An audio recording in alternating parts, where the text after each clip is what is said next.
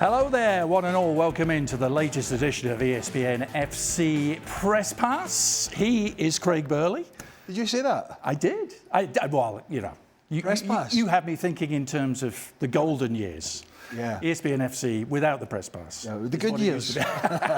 You know it's international break, don't you? They've gone very deep onto the bench here. And there's a few faces from the old Press Pass. Right. Yes, there is. Not for any other reason. They'll be joining us.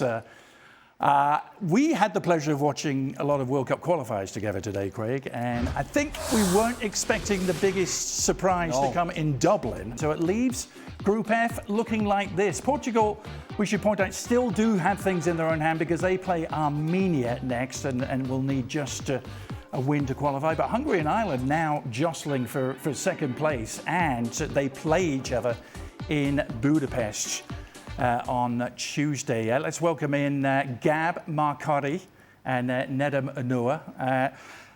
This was entirely unexpected. Craig, I'll start with you on this.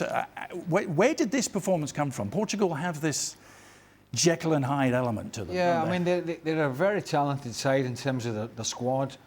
They've had deficiencies in their starting 11 over the period. Obviously, that big win at the Euros in 2016. But yeah, I mean, they have some really, really good players on the ball. But this came about, you know, Ireland, look, I don't have the stats in front of me, but when I looked at half-time, it was something like 70-odd% possession for Portugal. That's not a surprise, even away from home, because the Irish don't dominate the ball. They've been a struggling side for quite some time now. They don't have a great player pool to pick from. So it's about good defence, it's about set pieces, it's about taking the opportunities when they come along, which they did. And it was always going to be a backs to the wall second half for them, and Kelleher made some good saves. He's a very good goalkeeper, Conor Kelleher. So, I mean, yeah, a great night for the Irish at the Aviva Stadium. Puts them right back in the hunt for, you know, potentially finishing in second place. But for Portugal, you know, they're probably going to top the group, if the truth be told. But again, the Ronaldo situation, I don't know what he thinks in this era of VAR. When you swing in out, now again, the replays were from quite some distance, so unless we have some close up, I don't really know how much contact there was, but there was the intent there as well. And it was a clear throwing of the elbow, so I don't know why he was so upset that was deemed a red card, because it was a definite red to me. But I've just got so many questions about what this Roberto Martínez Portugal is going to be like in North America in a few months' time.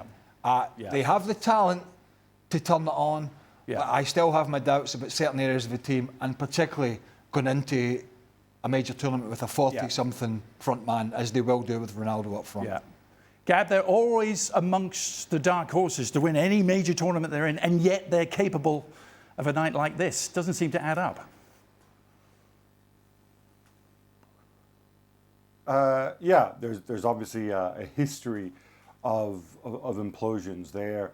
I actually think this time around maybe it's not that deep, as Craig said. You know, you're on the road. You know that psychologically what matters is just, you know, you get 3 points between this game and the Armenia game, which on paper is a lot more viable. The weather is what it is. They're defending stoutly. The minutes tick by. And you go behind and you kind of lose your focus a little bit. Certainly, though, from Cristiano's perspective, we know how badly he wants to play for Portugal. He keeps coming back. He obviously keeps track of his international goals, as we know. And I think, you know, inevitably he's going to get suspended now. And I think that's going to upset him, because the clock is ticking even for him. Nedum, what did you make of Cristiano Ronaldo's night? Yeah, to be honest, it's crazy to see. You know, we're talking about one of the oldest players in this whole competition, but I think it just feels so naive. And he can say, you know, there might not have been that much contact and so on, but the intent is still there. And to go back to my original point, surely whatever that defender's doing is not so serious that you feel you have to try and push them off in that manner. So many other ways to do it. Talking about one of the best to ever find space and, you know, push people off in any sort of box situation. Why do that? Why do it away from home and sort of risk missing out a chance to play for the national team? You know, nobody's above the law in terms of on the field, so, you know, it is what it is. He'll be suspended. I think Roberto Martinez's managerial career hinges really on whether Ronaldo will score goals at the World Cup, yes or no. Yeah. That's going to be the difference. I think if he doesn't, Martinez will be out. Certainly if they have a poor World Cup. Because if you look back, and I've had this discussion many, many times, I absolutely love watching the guy. I think his desire, his ability, his record, his stats, everything, it's phenomenal. Absolutely phenomenal. And I still enjoy watching him play at times. The big question will be, and if you look back historically, the last European Championship and the last World Cup, he has struggled. And that has been a problem for Portugal. And the question is, as 3 and 4 years roll past, as they have, certainly since the World Cup and then a couple of years since the Euros, is he going to be sharper and fitter going into North America, or is he going to be struggling a bit more? Now, he'll say, well, I'm still scoring goals in the qualifiers, I'm still scoring goals in Saudi Arabia, which he is. But historically, when you look at the last 2 major tournaments where the standard of opposition is a lot greater, he struggled. And I think Roberto Martinez's job hinges on whether he scores or not, or whether he plays well or not, because we know, Adrian, he's going to select him. Yeah. He's hung his hat on it, hasn't he? He hung his hat on it when he came in. Yeah. When he had an opportunity when he got the Portugal job to say, right, this has been absolutely great, but we have to go in a different direction. He hasn't done that, and listen, that's his choice. But come the summer of 2026, that could be their Achilles heel. And I don't know how many. Who was it? 90? Was it 1990? Roger Miller. Yeah. Guys of that kind of age still managing to do it. 40-year-olds. Yeah. I mean, it is few and far between. As good as he is, and as good as he has been, and he has been one of the all-time greats. That's going to be a big ask for him, and that's going to be a big noose around the neck of the Portugal manager. Maybe one final word on this game, Gab.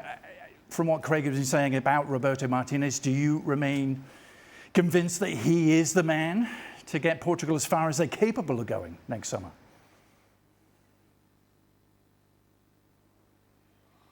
Well, I mean, it's kind of a self-evident question that you asked there. He'll get them as far as they're as they're capable of going. Where they're capable of going is going to depend on how they perform. They've gone all in. I think Roberto over the years has shown that he can be a very good man manager. I think he feels empowered. A lot of people just kind of assume that Cristiano was going to be sort of imposed on him after what we saw last time around. I don't think that's been the case. Cristiano's done his job. He obviously looks at this and says, well, do I want to play Rafael out of position, Gonzalo Ramos coming off the bench? No, for better or worse, this guy's my center forward. And he's stuck with it. And I think people are kind of at peace with that. And I think Portugal are definitely capable of going on a run. Diogo Costa's not going to play, the way he played certainly tonight on the first goal. Vitinha, we see what he does week in, week out. The talent is there. Yeah. And I think Roberto can do his part. Don't write them off just yet. The perennial dark horses. We'll see what they do in the summer. YouTube, ESPN FC, always available. Tons of content, highlights, all the good stuff on our Norway's goal difference. Remember, they have a 3-point lead and, quick math, 17 goal difference over Italy. The two teams meet. Italy, I think, would have to win by 9 goals to overtake them. Is my math correct there, Gab? And how are you feeling? How is the Gabometer right now? Does that late Estonia goal change the script? But realistically, they're looking at a playoff, aren't they? So how are you feeling? What's the sense of tension in the Marcotti household? Look, you'd think you'd be used to it after missing out on the last 2 World Cups via the playoffs. And now you got to go through this again. I mean, the good news in some ways is that I think Italy are prepared for it. It was obvious from the moment that they lost that game against Norway early on under Luciano Spalletti that it was going to come down to goal difference. And game after game, match after match, Norway had no trouble running up the score, scoring 11, for example, against Moldova. Italy played tonight. Italy knew that they had to run up the score if they were going to, they were going to keep pace with Norway. because it's not enough, of course, as you said, to beat Norway in Milan, which I think they're capable of doing. Goal difference matters in this kind of formula. It's not about head-to-heads, and they failed to do that. Even tonight, Norway played before Italy. You knew, all right, you're not going to get all 17 back in one go, but can you look to score maybe 6 or 7?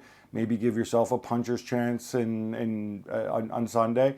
And they set out a team to do that. 2 wingers, Orsolini and Zaccagni, 2 strikers, Raspadori, Scamacca. And the problem is, you can set on as many attackers as you want and have, I think at the end of the first half, it was 78% possession, something absurd like that.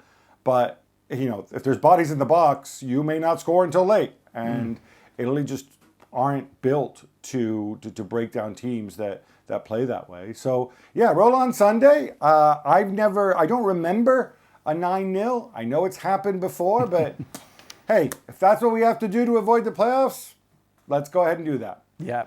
Nedum, other side of the coin for Norway. First time they've qualified. Let's call it a qualification, shall we? Be ready to eat our words on Sunday if Italy score 9. But let's assume they're in the World Cup next summer. First time since 1998 when Craig scored against them. It's going to be great, isn't it? Having Haaland, having Soloff. What sort of damage do you think they can do in the World Cup, the 2 big guys? Well, that's the thing. In the World Cup itself, it kind of depends on the opposition, depends how that Norway team will set up and whether, they're going to be the protagonist in games or they're going to be sort of a bit more defensive. I think as this group has sort of been laid out, like as Gabs made the point of, from the moment that they beat Italy, they're in a position to where they're almost trying to run up the score whenever they can. That's not necessarily going to be the sort of feel at the World Cup next year, obviously providing that they don't lose 9-0 to Italy on the weekend. But I think it would be good for them because I remember from the last World Cup, listening to people like Haaland, who was, nearly at the peak of his powers, and he's just there watching the World Cup like every other fan. And to see people of that sort of ability not to get a chance to do it with a side who potentially should have been more in the running to do so, it's going to be good for him this time around. I think he's a player that's still young enough to love the sort of amateur side of football as such, and playing at World Cups, he's not jaded by it whatsoever. This is a big deal for him, it's a big deal for the nation, and looking at the fact that they've scored 33 goals in the group so far, I think it'd be tough to say that they don't deserve it, so more power to them. I'm pleased for Norway, actually. It's good to see this. It's and it is cyclical.